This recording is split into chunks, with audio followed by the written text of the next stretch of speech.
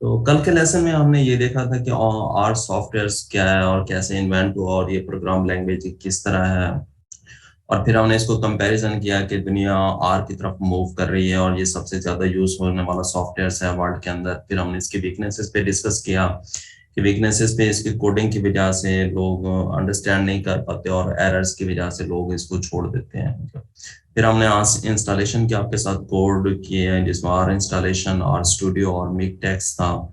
इसके अलावा हमने फोर विंडोज के बारे में इंट्रोडक्शंस दिया कि चार विंडोज हैं, विंडो 1 क्या करती है, विंडो 2 क्या करती है, विंडो 3 और विंडो 4 में कौन कौन से आर के फंक्शन परफॉर्म होते हैं। फिर हमने देखा कि पैकेज और फंक्शन का क्या डिफरेंस है, पैकेज क्या चीज़ है कि आपके पास कुछ ऑलरेडी इंस्टॉल पैकेजेस होते हैं और कुछ थर्ड पार्टी पैकेजेस होते हैं जो आपको इंस्टॉल करने पड़ते हैं। जब आपके पास पैकेज इंस्टॉल हो जाएंगे तब आप कोई फंक्शन परफॉर्म कर सकते हैं। अगर वो रेलिवेंट पैकेज ही आपके पास नहीं है तो आपके पास वो फंक्शन परफॉर्म नहीं होगा। फिर हमने इंस्टॉलेशन ऑफ पैकेजेस के बारे में देखा कि दो तरीकों से आप मतलब विंडो 1 में भी पैकेज को इंस्टॉल कर सकते हैं थ्रू कमांड के जरिए, और विंडो 4 में भी आपके पास वो बटन क्लिक करके और उसके अंदर पर पैकेज का नेम इंसर्ट करके आप उसको डाउनलोड कर सकते हैं और इंस्टॉल कर सकते हैं। फिर लाइब्रेरी के थ्रू इन पैकेजेस को एक्टिवेट कर सकते हैं।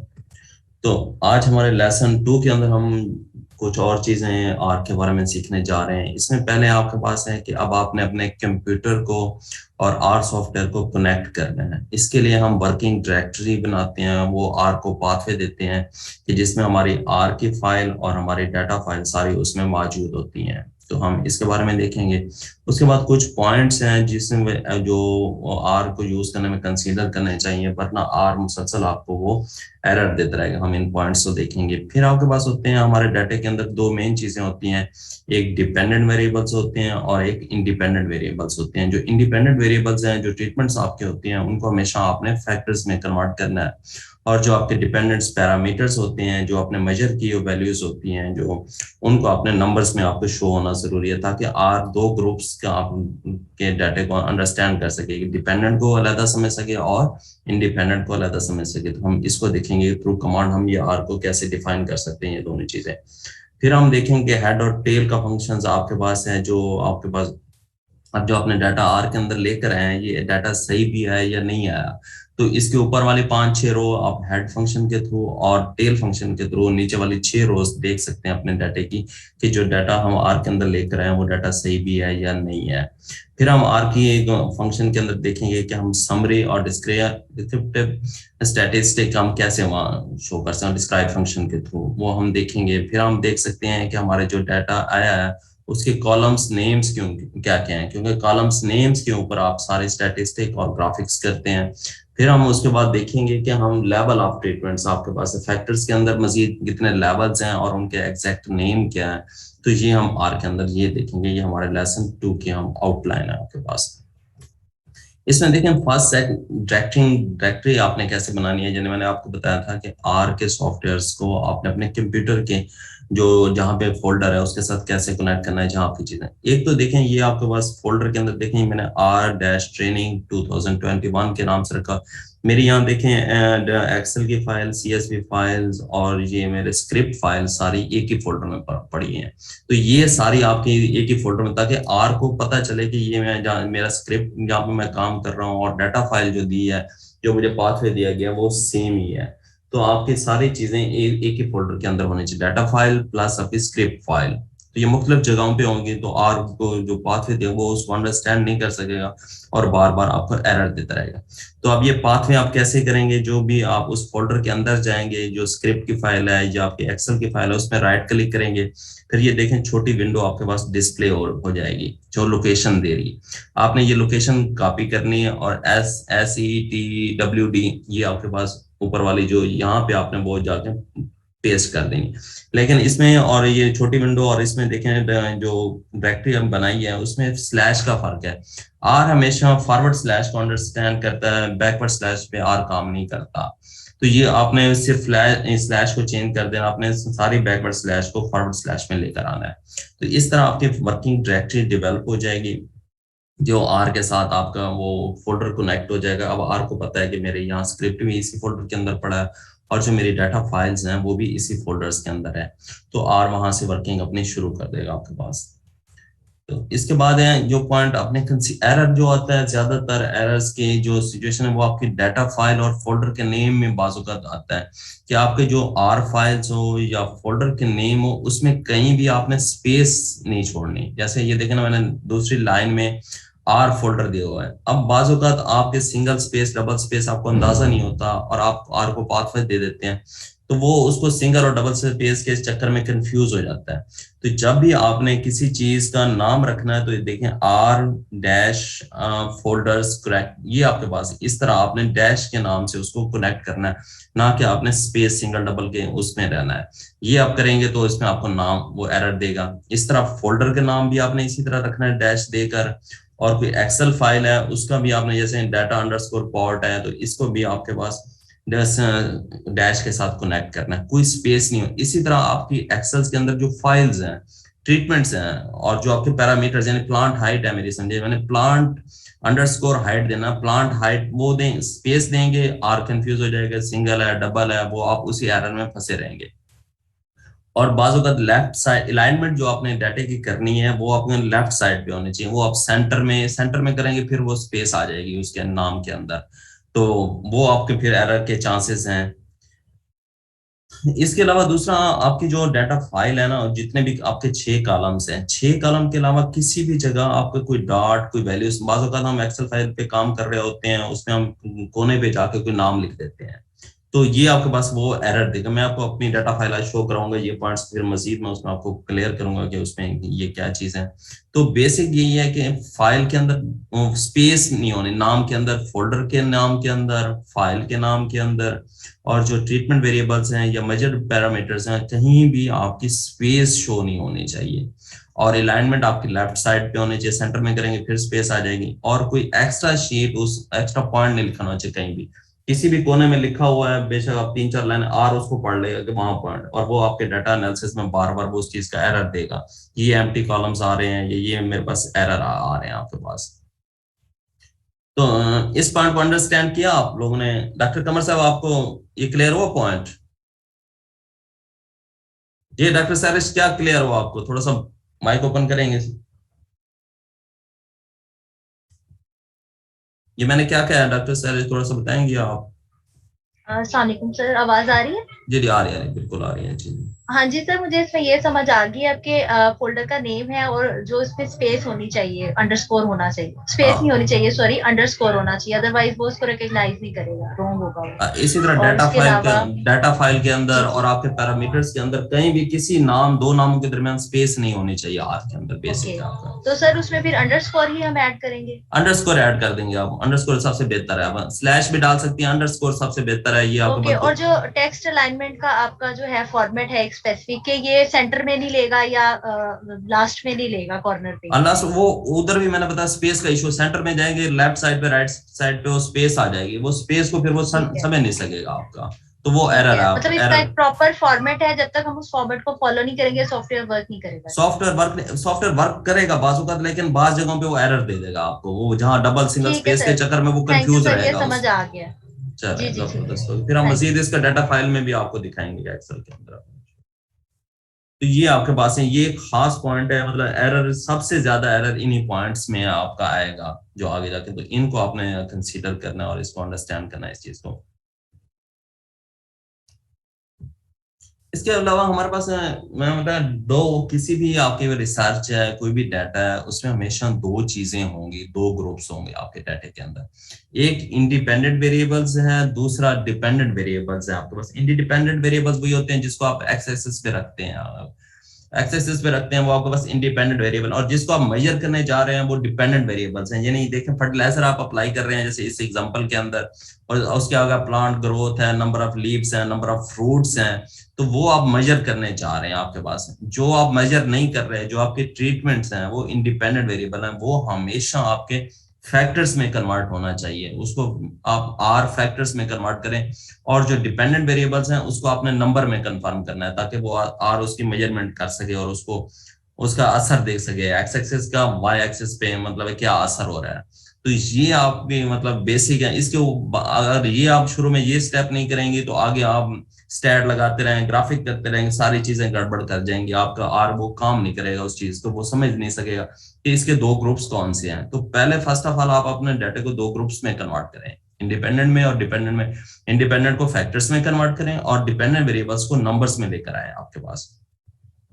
ये देखें, आप इंडिपेंडेंट का हम असर चेक करते हैं डिपेंडेंट पे वेरिएबल्स में, इफेक्ट को आप चेंज चेक करने जा रहे हैं आपके पास। तो ये आपके पास है। इसी तरह आपके पास आगे लेवल्स होते हैं, मतलब किसी भी ट्रीटमेंट है, जेंडर्स है, मेल और फीमेल है, रिलीजियस ग्रुप्स हैं, ट्रीटमेंट है, कंट्रोल है। तो ये आपके पास अंदर लेवल्स भी आपको एक कमांड के जरिए अपने अपने लेवल्स देखने हैं। जो मेरी ट्रीटमेंट्स है, जो मेरा मेन फैक्टर्स है, उसके आगे नीचे लेवल्स क्या आपके पास है। तो इसके बाद हम डिस्क्रिप्टिव स्टैटिस्टिक की कमांड देखेंगे, जिसमें हम मेजर ऑफ सेंट्रल टेंडेंसी देखेंगे कि मीन, मीडियन, मॉड, और मेजर ऑफ डिस्पर्शन देखेंगे, रेंज, इंटरक्वार्टाइल, स्टैंडर्ड डेविएशन और वेरिएंस। कि ये आपको एक सिंगल कमांड के जरिए आपको डाटा की नॉर्मेलिटी वगैरह जैसे आप देखते हैं स्टैटिस्टिक्स में, तो वो आपको इसमें शो करा देगा कि आपका डाटा नॉर्मल है या नहीं है आपके पास। तो ये आपके पास है। जैसे आप मुख्तलिफ सॉफ्टवेयर में भी ये ऑप्शन मौजूद है, लेकिन यहाँ आपके पास आर के अंदर से सिंगल कमांड के अंदर आपको काफी चीजें निकल आएंगे आपके पास। ये भी हम देखेंगे इसमें। तो यहाँ तक कोई क्वेश्चन हो तो जी, ये मेरी स्क्रीन डिस्प्ले हो रही है आप लोगों के पास? जी सर, हो रही है। ओके, तो ये देखें, जैसे मैंने आपको बताया था, ये लेफ्ट साइड अलाइनमेंट आपने ये करनी है कि लेफ्ट साइड पे आपकी चीजें होनी चाहिए अलाइनमेंट्स की। और कोई भी आपका ये देखें, plant height, plant underscore height, तो इस किस्म का आपके पास ये सारी चीजें। तो आपने किसी भी नेम के अंदर, इसकी फाइल के अंदर भी देखें, मैंने जो नाम उसको दिया था आपके पास, डाटा अंडरस्कोर कार्टन के नाम से था इस फाइल का नाम, और इस फोल्डर का नाम मैंने वो ट्रेनिंग के नाम से दिया था। तो उसमें भी डैश दी हुई थी, ना किसी के कोई स्पेस थी। तो ये जितने भी नाम आपके पास ये डिस्प्ले हो रहे हैं, PN, photosynthesis, respiration rates, stomatal conductance, तो ये सारों के अंदर देखें आपके पास डैश नजर आ रही है आपके पास। तो इस तरह आपके पास किसी में भी कोई स्पेस नहीं होनी चाहिए। और जो दूसरी बात मैंने की थी ना कि ये देखें, एज के एंड पे, मतलब मैं यहाँ जाके 1 डाल देता हूँ ये किसी जगह भी, तो ये अब आर इसको पढ़ लेगा कि यहाँ पे भी 1 है। तो ये कोशिश करनी है आपके पास किसी भी जगह आपके इस शीट में कोई और चीज ना लिखी हो किसी कोने में जाके। तो इसको आपने खास तौर पे ख्याल रखना है। ये डॉक्टर साहब मैंने क्या कहा कमर साहब, इसका मतलब क्या, ये अगर कोने शोने में लिखे हो तो क्या मसला आएगा सर? ये पॉइंट क्लियर हुआ? जी जी बिल्कुल ऐसे यार, इसको भी स्टडी करेगा ना इस पॉइंट को भी, वो जिस कोने में आपका कहीं भी कोई लफ्ज लिखा है ना उसमें, वो उसको वहां से जाके देख लेगा आपके पास। तो वो उसको पढ़ेगा, वो आपको मुसलसल एरर देता रहेगा इस चीज पे आपको। तो ये आपके पास इसी तरह ये फाइल आपकी सबसे इंपॉर्टेंट है। मैं बता रहा हूँ कि आपके एरर जो आर के अंदर जो कमांड्स लोगों की रन नहीं होती, मेन एक्सेल फाइल है आपकी। एक्सेल फाइल में आपने गलतियां की हुई हैं, आपके पास चीजें आपने स्पेसें दी हुई हैं, नाम। और कोशिश करें कि एक कंसिस्टेंट रहें, जो भी नाम लिखने हैं स्मॉल लेटर्स में लिखें। कॉलम्स के नाम, ट्रीटमेंट्स के अगर कहीं के हैं तो कोशिश करें कि स्मॉल लेटर्स में आप कॉलम्स के नाम स्पेशली स्मॉल लेटर्स। इनको बाद में हम कमांड्स देखेंगे, हम चेंज भी कर सकते हैं, आर में जाके हम इसको चेंज कर देंगे आपके पास, तो वो चेंज हो जाएंगे। लेकिन यहाँ आपने स्मॉल लेटर्स यूज करने हैं ताकि कंसिस्ट, कोई बड़ा कोई छोटा लफ्ज जब आप उधर लिखेंगे तो बड़े आर सेंसिटिव है लेटर्स के हिसाब से, स्मॉल लेटर्स, कैपिटल लेटर्स के हिसाब से वो आपको एरर देगा। तो आपने कोशिश करनी है कि जितनी भी लेटर्स लफ्ज यूज करने हैं वो स्मॉल होने चाहिए मैक्सिमम आपके पास। तो ये कंसिस्टेंट रहना है आपके पास। तो यहाँ एक्सेल में कोई क्वेश्चन है तो डाटा के हवाले से, अरेंजमेंट के हवाले से तो कोई बताया मुझे? को नजर आ रहा है? जी नजर आ रहा है, बिल्कुल आ रहा है सर। ये इस टाइप का है, लाइक ट्रीटमेंट थे मेरे, पॉजिटिव और नेगेटिव कंट्रोल था, और 10 बैक्टीरिया थे, लाइक 1 2 3। उनका मैंने इफेक्ट चेक करना था डिफरेंट फिजिकल, फिजियोलॉजिकल और बायोकेमिकल पैरामीटर्स पे। लाइक ये एक एग्जांपल है कि ये थोड़े से कुछ पैरामीटर्स मैंने लिखे हैं। और ये आप ये मतलब आपके मेन है वेजिटेबल्स, उसके अंदर आपके लेवल्स हैं। आप ये वेजिटेबल कॉपी करें आप जरा। जी सर। ये कॉपी करके आप एक नई शीट पे लेकर आए। ओके।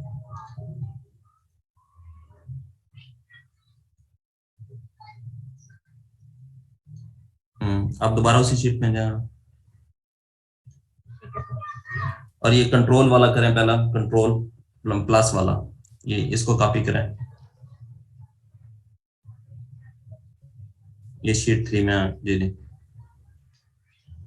अब इसको ये आपकी 3 रेप्लिकेशन, इसको ड्रैग करें 3 प्लेसेस पे, कॉपी करना कंट्रोल पर, ये रेप्लिकेशन, ये आगे, ये रेप्लिकेशन सारा डाटा लेकर आए आप, सारा ले आए बिल्कुल। ऊपर वाला भी लाइन, ऊपर वाला भी कॉलम लेकर आए। ठीक है सर, ठीक, आराम से ये सारा कॉपी कर। जी जी, कॉपी करना, ये पेस्ट कर दें आप इसको। जी सर, आ गया। ये कंट्रोल वाला आप ये कॉपी करके इधर, ये नहीं, ये वापस हम उसी शीट 3 में जी, ये कंट्रोल वाला जो ये कंट्रोल प्लस लिखा हो, ये नीचे भी 2 लाइनों में कॉपी करना है, एप्लीकेशन 2 के साथ भी और एप्लीकेशन 3 के साथ। ओके जी ठीक सर। है, बाकी डाटा भी अपना इसी तरह लेकर आए, वो जो उस शीट वाला इसी तरह इसको अरेंज करें।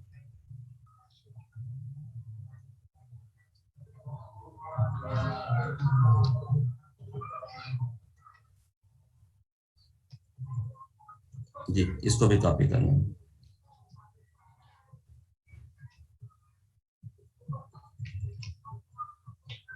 जी,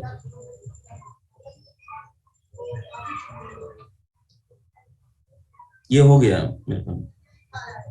सर 1 का कर रही हूँ। लाइक ये मेरा बैक्टीरिया है कोई, उसका मैंने ट्रीटमेंट दिया है, तो उसको मैंने सपोज 1 का नेम दे दिया। ठीक है, इसको लेफ्ट पे करना सर। जी जी, लेफ्ट। सर इसमें रेप्लिकेट का ये चेंज करेंगे 1 2 3 1 2। नहीं नहीं नहीं नहीं, रहना नहीं, इसी तरह, या आप रेप्लिकेट 1 2 3 कर दें आप इसको।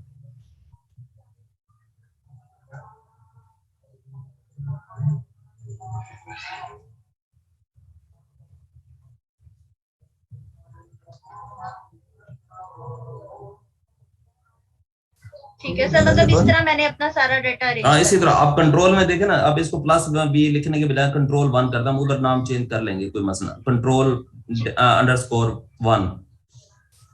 ठीक है सर, अंडरस्कोर 1 सबका यही कर दूं, इसी तरह कंट्रोल अंडरस्कोर हाँ, इसका 1 कंट्रोल की जगह 2 कर 2 दूंगी। कर दें आपके पास। ठीक है, बाकी सर ऐसे ही मैं अरेंज कर लूंगी, मेरी शीट फिर ओके हो जाएगी। हाँ, ये आपकी शीट इस तरह ओके हो जाएगी सारी आपके पास। ठीक हो गया, थैंक यू सर। तो इसी पे हम काम करेंगे। वो मैंने आपको ये शीटें दे दी हैं, जी जी। जो जो ये सैंपल शीट्स हैं, तो असल ये में भी सर मैं चाह रही थी कि मेरा अपना जो काफी डाटा है मेरे पास वो अनपब्लिश्ड है, तो मैं इस तरीके से आर सॉफ्टवेयर के थ्रू उसको करके ना, तो फिर पेपर लिखा हुआ मेरे पास ना, उसको फर्दर मैं एनालाइज करके भी हमारी इस ट्रेनिंग का मकसद भी ये है कि आप अपने डाटे पे मतलब इसको सीधा करें, हाथ सीधा करें, और ताकि आप ज्यादा से ज्यादा सीखेंगे जब आप अपने डाटे पे ये सारी चीजें रन करेंगे। तो हमारे पहले सैंपल शीट पे हमारे रन करें उसको, ताकि आपके कमांड अंडरस्टैंड हो जाए, फिर आप अपने डाटे पे उसको रन करें। ठीक है सर, थैंक यू।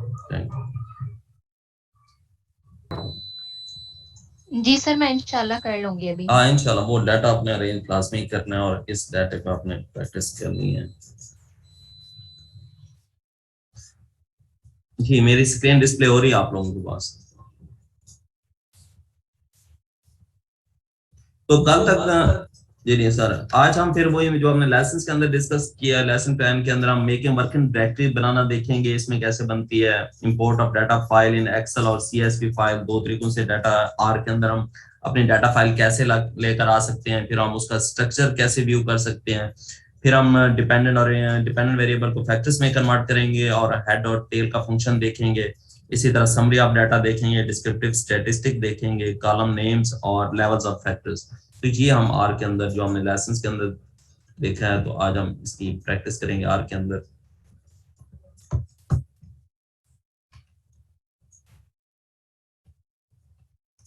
तो ये हमने पहले ये पैकेज सारे इंस्टॉल कर लिए, आपको बार बार करने की जरूरत नहीं है, ये एक दफा आपने सारे पैकेजेस इंस्टॉल कर लिए, जितने पैकेज कल इंपॉर्टेंट पैकेज स्क्रिप्ट 1 के अंदर थे आपके पास, और इसको आपने लाइब्रेरी के थ्रू अगर इंडिविजुअली एक्टिव करना है तो इस तरह कर सकते हैं। और मैं इस और बस आपने ये, अगर ये पैकेज इंस्टॉल हो गए हैं तो आप सिर्फ ये एल अप्लाई वाले कमांड प्रेस करेंगे, और ये सारे पैकेज देखें आपके पास विंडो 4 में ये क्लिक हो रहे हैं, ये सारे एक्टिवेट हो जाएंगे। तो सिर्फ आपने ये एल अप्लाई कमांड इस्तेमाल करनी है, डेली आपने पैकेज इंस्टॉल और उसको लाइब्रेरी में अलग अलग से रन नहीं करना है।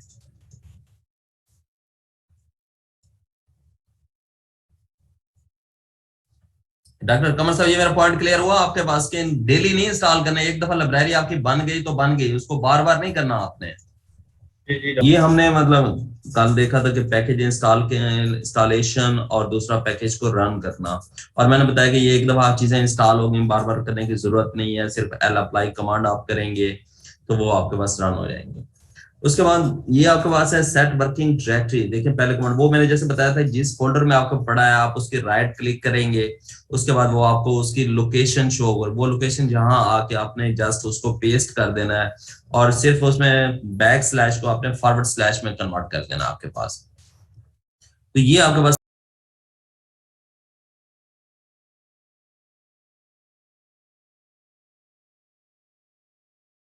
के थ्रू, तो ये आपके पास लिंक्ड हो जाएगा आप आपका फोल्डर्स और जहां आपकी डाटा फाइल्स पड़ी हैं।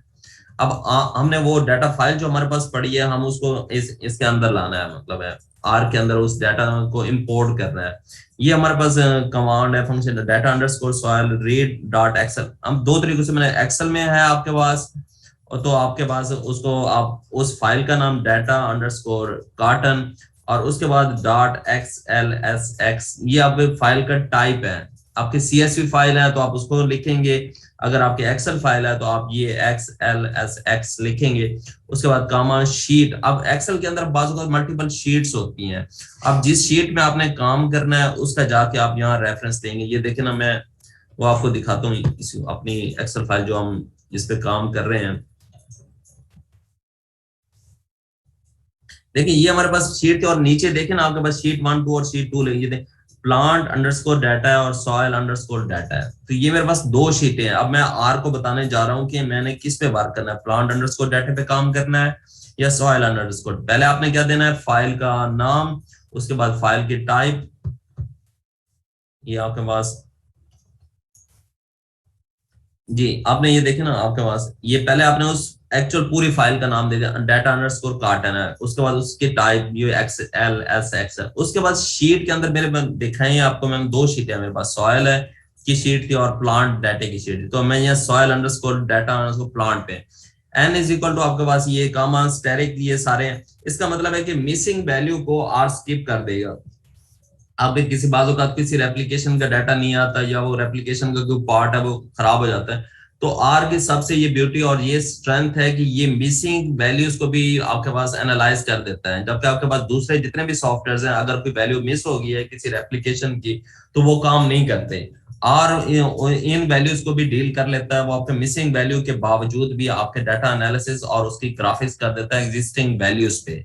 तो ये सबसे ज्यादा स्ट्रांग पॉइंट है आर के अंदर। तो आर उसमें एरर नहीं देगा, अगर आप उसको ये बता देंगे कि मिसिंग वैल्यू को वो स्किप कर देगा, यहाँ के पास एन नॉट एप्लीकेबल कर देगा उस चीज को। तो इस ये सर इसको क्या समझे डॉक्टर कमर साहब, जरा रिपीट करेंगे सर इसको, इस कमांड में क्या क्या चीजें थी? जी डॉक्टर साहब, ऐसे है कि इस कमांड से हम लोगों ने डाटा जो एक्सेल से उठा के हम लोगों ने पेस्ट करना है, सबसे पहले इंपोर्ट करना है ना आर में। तो पहली बात तो ये कि हम लोग उस डाटा को डिफाइन करते हैं कि डाटा किस किस फाइल में पड़ा है। फिर जैसे आप बता रहे इसमें तो आप अपने डाटा के बता दो, इसमें दो शीटें थी, हम लोग ने इसमें एक शीट जो फाइल डाटा था उसको इंपोर्ट किया है। तो जो दूसरी आप NA बता रहे हैं, मतलब ये जैसे मतलब एक चीज स्किप हो गई है कि एप्लीकेशन हमारे पास नहीं आई, दो नहीं आई है, मतलब कोई चीज बीच में मिस आ गई तो उसको स्किप कर पड़ेगा बीच बीच में से। जी वेरी गुड, जी बिल्कुल बेहतरीन सर, बेहतरीन। डॉक्टर सैरिश जी, आपने इस कमांड से क्या समझा, आपको क्या समझ लगी इस कमांड से? जी सर, मुझे तो ये पता चला है कि पहले जिस फोल्डर में हमने स्पेसिफाइड फोल्डर में रखा हुआ है तो वो कमांड हमने देनी है सेट वर्किंग डायरेक्टरी के लिए सबसे पहले। तो अपनी फाइल इसके अंदर इंपोर्ट करनी है हमने, तो उसके लिए आपने हमें बताया है कि इसका फोल्डर का नेम है, उसमें स्लैश है।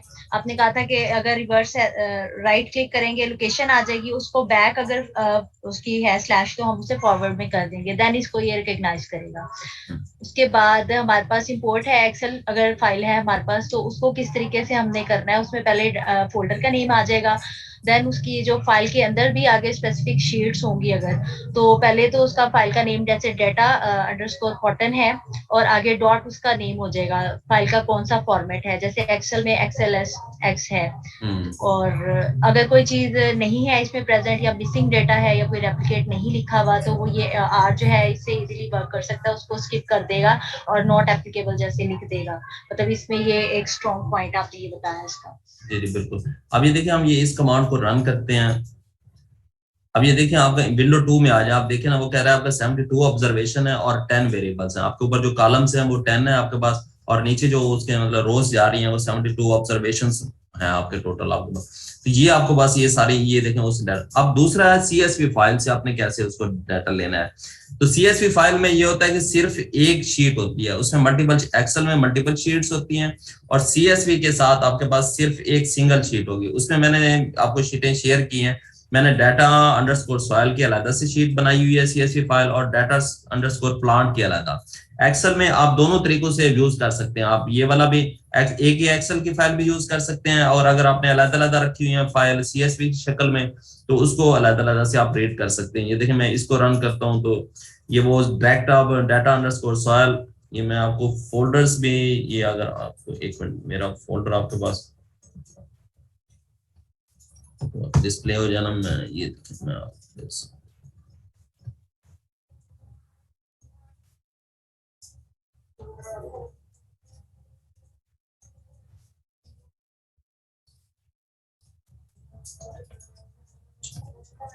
ये सर आसान आ रही है, 2 मिनट जरा वेट करो।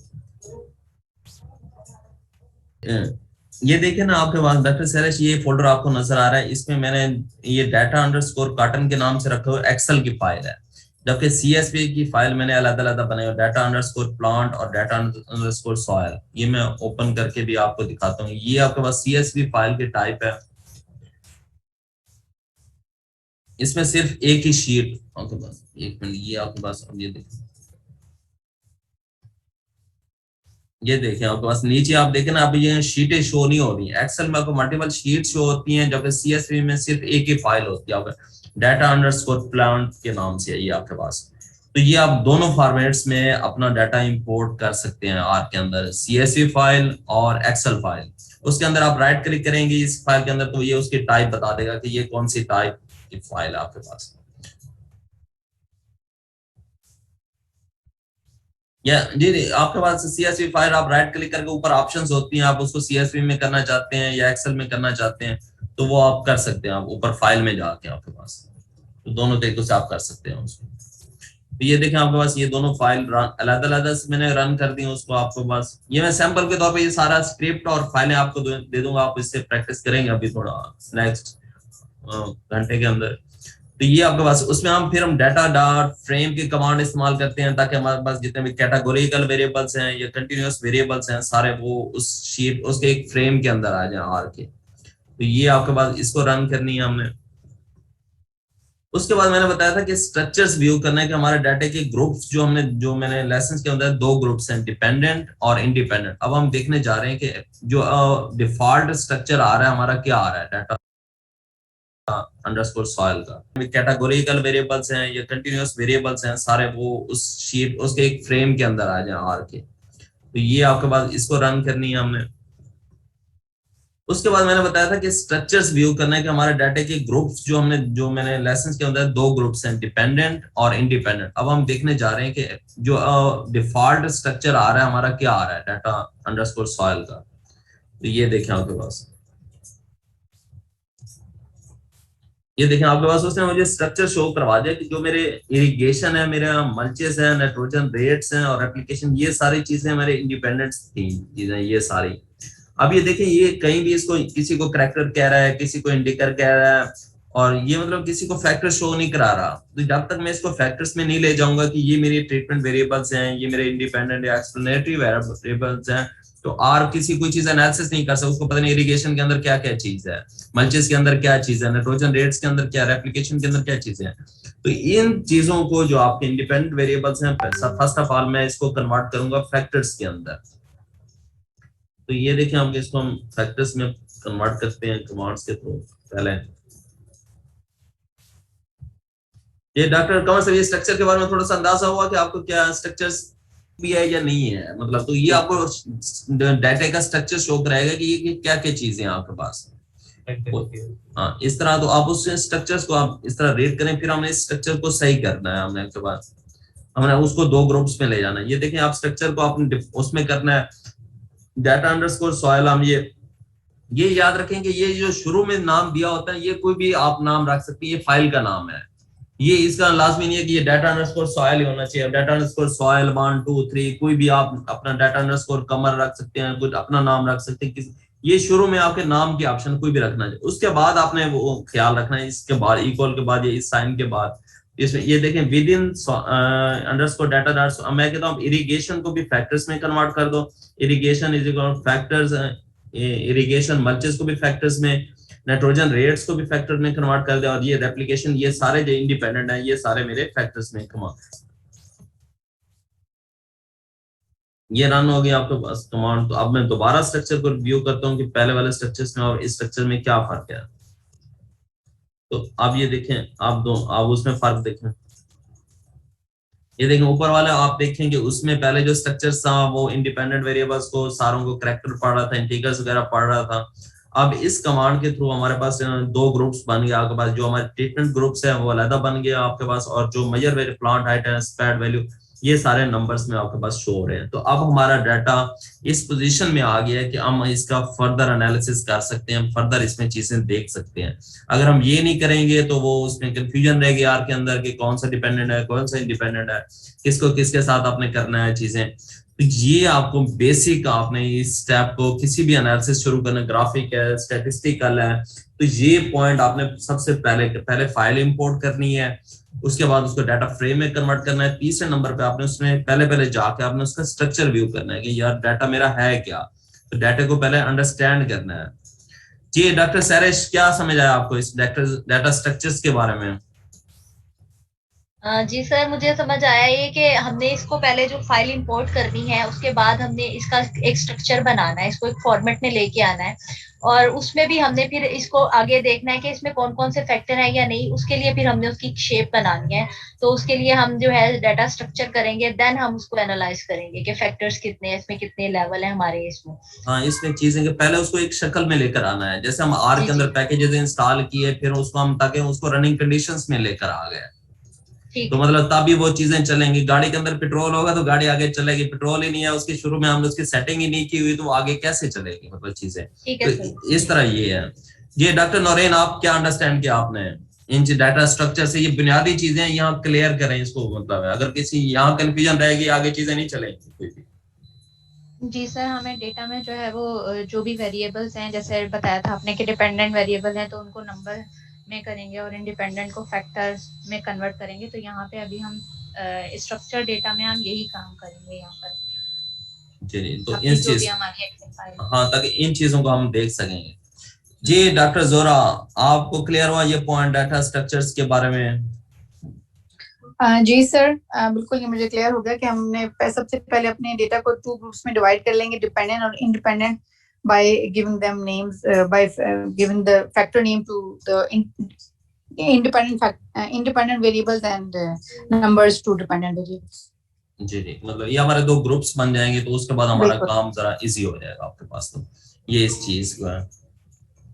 जी डॉक्टर नासरा, आपको क्लियर हुआ ये पॉइंट? ये जो इम्पोर्टेंट पॉइंट है इसलिए मैं रिपीट कर रहा हूँ ताकि लोग अंडरस्टैंड कर जाएं इस चीज को, ताकि आने वाले कमांड्स में जो मतलब ये बेसिक चीजों से हम यहाँ पे लोग फंसे होते हैं। जी, आपको 2 ग्रुप्स का डिफरेंस पता चला कि हमने डाटा को 2 ग्रुप्स में दे दिया। आप ये डॉक्टर नासरा आपने ये बताया कि जो डेटा शीट होंगे उस शीट को पहले डिपेंडेंट और इंडिपेंडेंट में कन्वर्ट करेंगे, क्रिएट करता है।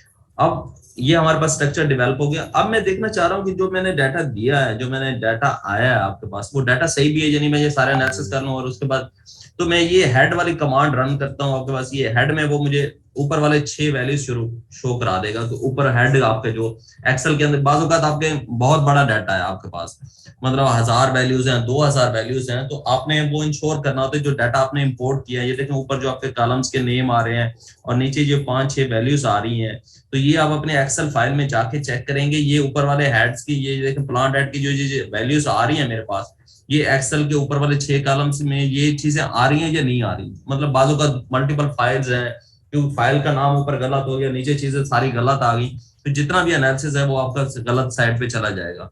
तो ये हेड की कमांड के थ्रू और ये आगे टेल की कमांड के थ्रू आपने वेरीफाई करना होता है कि आपका डाटा जो आप इंपोर्ट करके लाए हैं वो सही भी है या नहीं है आपके पास। ये देखिए मैं आपके पास टेल का यहाँ रन करता हूँ, तो ये मुझे वो टेल के नीचे वाले शो करा दिया उसने कि नीचे वाले आपके 5-6 वैल्यूज क्या हैं। तो ये बहुत बड़े डाटे के अंदर आपने चेक कर लेना होता है कि जो फाइल आपके पास आई है वो सही है या नहीं है आपके पास।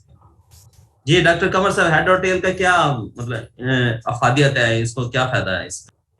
उसके बाद आपके पास हेड और टेल आपके पास देख लिया आपके पास क्या। अब मैं देखना चाहता हूँ समरी को, मतलब समरी फंक्शंस को, कि ये आप देखते हैं, ये मैं इसको क्लिक करता हूँ, ये देखें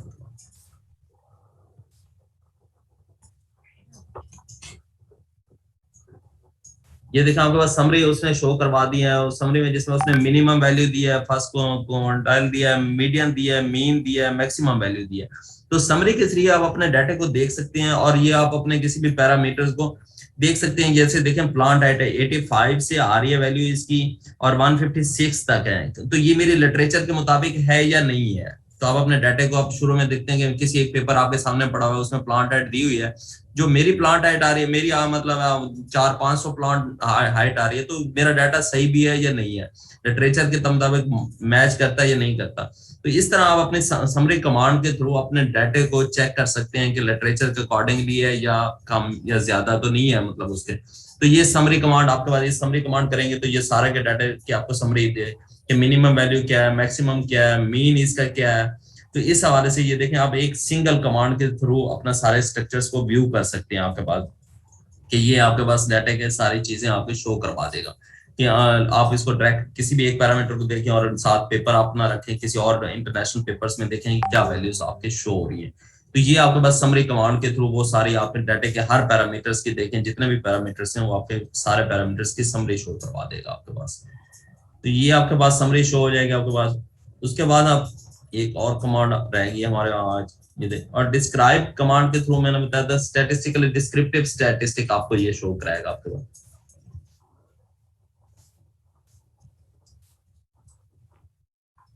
ये देखें उसके अंदर आपके डिस्क्रिप्टिव स्टैटिस्टिक के अंदर ये देखें आपके पास सारी उसने एक साइड पे सारे आपकी चीजें कर दी हैं और उसी के अंदर आपके देखें उसने लाइन वेरिएंस क्या आ रहा है आपके पास, नंबर ऑफ है, ये कितना ऑब्जर्वेशंस कितनी है, मीन क्या है, स्टैंडर्ड डेविएशन क्या है, मीडियन क्या है, ट्रिम्ड क्या है, मैड क्या है, और मिनिमम मैक्सिमम रेंज सीक्वेंस और क्वार्टेसिस और स्टैंडर्ड एरर। ये देखें इतनी सारी इंफॉर्मेशन दे दी। आप इसमें चेक कर सकते हैं कि डाटा को नॉर्मेलिटी को चेक कर सकती हैं कि मेरे मीन क्या आ रहा है, मैक्सिमम क्या आ रहा है। तो ये आपके पास अपने डाटा को मजीद आप डीपली अंडरस्टैंड कर सकते हैं कि मेरे डाटा सही भी है, यानी स्टैंडर्ड एरर इतना ज्यादा है या स्टैंडर्ड डेविएशन बहुत ज्यादा है किसी पैरामीटर्स के अंदर। तो आप अपने डाटा को यहाँ बेहतरली अंडरस्टैंड कर सकते हैं दो समरी और इस डिस्क्राइब स्टैटिस्टिक के थ्रू अपने डाटा को मिनिमम मैक्सिमम स्टैंडर्ड डेविएशन क्या आपका तो ज्यादा अंडरस्टैंड कर सकते हैं। ये सीक्वेंस और क्वार्टेसिस ये वैल्यूज होती हैं, ये आपके पास डाटा की नॉर्मेलिटी को शो कराती हैं कि डाटा नॉर्मली डिस्ट्रीब्यूटेड भी है या नहीं है आपके पास, मतलब लेफ्ट साइड पे या राइट साइड पे इसका झुकाव तो नहीं है, मतलब मीन से इस तरह। तो इन दो कमांड के थ्रू आप अपने डाटा को लिटरेचर के मुताबिक देख सकते हैं कि आपका डाटा लिटरेचर के अकॉर्डिंगली है या लिटरेचर से डेविएट कर रहा है या कहाँ पे कोई एरर कहाँ आ रहा है मेरे डाटा के अंदर। तो इन कमांड के थ्रू अपने डाटा को अंडरस्टैंड कर सकते हैं। जी डॉक्टर नौरीन, इनका क्या फायदा है समरी और डिस्क्राइब स्टैटिस्टिक का, इसमें क्या क्या फायदा है इनकी? जी सर, समरी कमांड से जो है वो हमें अपने डेटा का सारी समरी पता चल सकती है कि जो भी वेरिएबल्स हैं उसमें मिनिमम मैक्सिमम वैल्यूज क्या है, मीन क्या है, मीडियन क्या है। और इसके अलावा जो डिस्क्राइब कमांड है वो जो है वो शो करती है डिस्क्रिप्टिव स्टैटिस्टिक्स को, यानी जितनी भी चीज़ें हैं, मीन, स्टैंडर्ड डेविएशन, सारी वैल्यूज का जितनी भी चीज़ें हैं, रेंज है, स्टैंडर्ड एरर है, ये सारी चीज़ें बताता है। और सर एक चीज़ और मैं शेयर करना चाहूँगी अपना एक्सपीरियंस। मैंने इसको एक्सेल पे मैनुअली किया था, मिनिमम मैक्सिमम रेंज को। मेरे जो है वो 8-9 पैरामीटर्स थे फिश और उसकी बोन्स के, तो मैंने इसको पर्टिकुलरली 1 बाय 1 मैंने कॉलम में जा के फिल्टर करके मिनिमम मैक्सिमम निकाली थी। लेकिन यहाँ पे बहुत अच्छा लग रहा है कि बस एक कमांड डाल के और मिनिमम मैक्सिमम नहीं बिल्कुल, यही मैं बता रहा हूँ कि आपकी जिंदगी अगर आप अंडरस्टैंड कर जाते हैं चीजों को अपने डाटा पे अप्लाई, तो आपकी जिंदगी आसान हो जाती है। आप अपने डाटा को देखें, और इसमें देखें ना, आपको उस एक्सेल शीट में भी मैक्सिमम और शीटें बनानी पड़ी होंगी इन सारी चीजों देखने। अब बैकअप में मेरी एक ही शीट चलेगी, और ये सारी ट्रेनिंग आप देखेंगे, डाटा एनालिसिस, स्टैटिस्टिकल, ग्राफिकल, हम उसको नहीं छेड़ेंगे, बल्कि हम आर के अंदर ही सारा काम करेंगे। आप तो वो इतनी शीटें बनती हैं कि बंदे को पता ही नहीं चलता कि असल मेरी शीट गई कहाँ है, या मतलब उसको बनाते बनाते। तो यहाँ आपके पास ये देखें, सारी चीजें आपके पास डिस्प्ले हो रही हैं जस्ट एक सिंगल कमांड से। तो आर लाइफ आसान कर देता है। मतलब हम साइंटिस्ट, हम हमारे स्टूडेंट्स हैं, चीजें हैं, तो हम अपने स्टूडेंट का डाटा रेट कर सकते हैं थारोली कि ये डाटा मतलब कैसा है, क्या ट्रेंड आ रहा है, लिटरेचर के मुताबिक है या नहीं है। और ये मैंने आखिर में अब असाइनमेंट मैंने वो दी हुई है, मैं आपको दोबारा पावर पॉइंट में लेकर जाता हूँ। तो ये असाइनमेंट आपने लाजमी मुकम्मल करके हमें जमा करानी है। कल का टाइम दिया तो मैंने चला ही।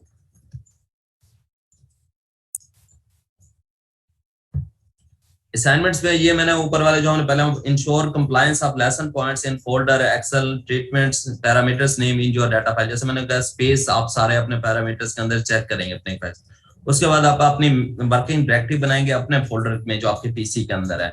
इसी तरह आप CSV से और एक्सेल से अपना डाटा आर के अंदर इंपोर्ट करेंगे, फिर डाटा फ्रेम कमांड को यूज करेंगे, डाटा स्ट्रक्चर को, फिर इनको कन्वर्ट करेंगे अपने डाटा के ट्रीटमेंट्स को फैक्टर्स के अंदर और पैरामीटर्स को नंबर के अंदर, और हेड, टेल, और ये समरी और डिस्क्रिप्टिव स्टेट और ये कॉलम्स, और ये सारे जो आपने काम करके हमें नोट पैड पे आपने इसको कॉपी करना है और हमें ये मतलब सबमिट कराना है आपने। तो ये आपके असाइनमेंट्स। एक्सक्यूज मी सर, इसको जो हम फाइल सारी बना लेंगे अपने डेटा पे, सारा कर लेंगे, तो इसको हम सेव कर सकते हैं स्क्रिप्ट के नाम से? इसको स्क्रिप्ट में अभी हम आगे जाएंगे, आपको बताएंगे कि जैसे आपने इंपोर्ट किया आप इस तरह एक्सपोर्ट भी आर में कर सकते हैं। लेकिन अभी आप इसको सिर्फ कॉपी करके नोट पैड पे हमें जमा करें इस स्टेज पे। हम आगे आपको ये बताएंगे आप इसको सेव भी कर सकते हैं आर में। ठीक है सर, थैंक यू।